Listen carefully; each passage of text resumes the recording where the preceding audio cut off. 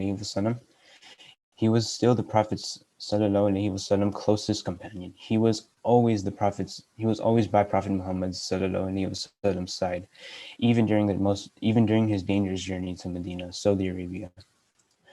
Abu Bakr Raziallahu anhu was a wealthy merchant, and he was also sensitive to human suffering. He gave money to the poor, food and water to the hungry. After guiding his companions' followers a little after the Prophet Muhammad died, Abu Bakr Raziallahu anhu died as well at age 63 in year 634, the same age to when Prophet Muhammad died. He was buried right next to his grave.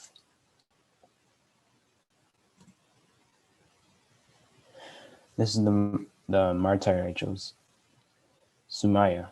Sumaya was born in year 550 in Makkah, Saudi Arabia, and she died in year 615 by being tortured to death by one of the Quraysh leaders, Abdul Jahil. The Quraysh was one of the Prophet Muhammad sallallahu alaihi wasallam's greatest opponents. Sumaya was a lower-class citizen, a former slave. She publicly declared that she is a Muslim, and she had no connection with any tribe, which also meant she had no protection. All these facts about Sumaya made her a really vulnerable target, an easy target. She had no social standing. Abu Jahil decided to capture Sumaya and her family members and tortured them, telling them to abandon their faith in Allah, to worship one of their idols, their stone statues. Instead, as a way to defy Abu Jahil, Sumaya smiled at him, no matter what she went through. She was also the first female martyr in Islam. I chose Imam Ali as my Imam. Imam Ali was born in Makkah, Saudi Arabia in year 599 and was assassinated in Grand Mosque of Kufa, Iraq in year 661 at age 63. When Imam Ali was 6 years old, he was being looked after in Prophet Muhammad sallallahu alaihi wasallam. They were both close. Wherever Prophet sallallahu alaihi wasallam went, Imam Ali followed.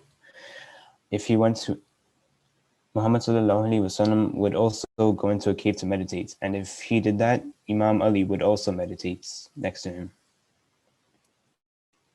Imam Ali was also one of the first to accept Islam among the young.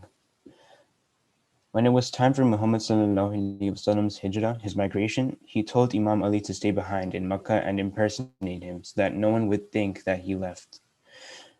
Soon after Prophet Muhammad sallallahu alaihi wasallam completed his hijrah, Imam Ali married Fatima radhiyallahu anha, Prophet Muhammad sallallahu alaihi wasallam's daughter, in year 623.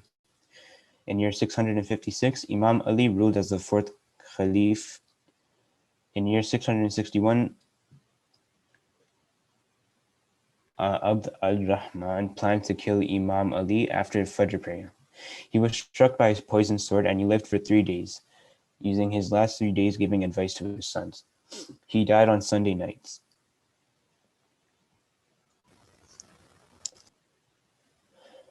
The spiritual teacher I chose was Mufti Menk. Mufti Menk was born in June 27, 1975 in Harare, Zimbabwe, a country in Africa. He is currently 45 years old.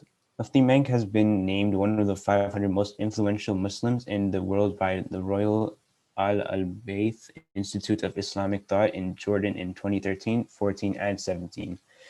He graduated from Islamic University of Medina, and now he teaches internationally.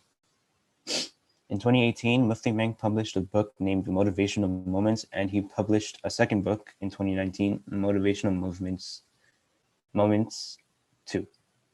I chose Mufti Menk as my spiritual teacher because he is the biggest Islamic teacher I know.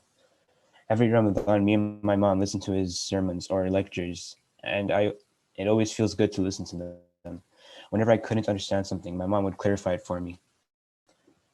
That's why I chose him.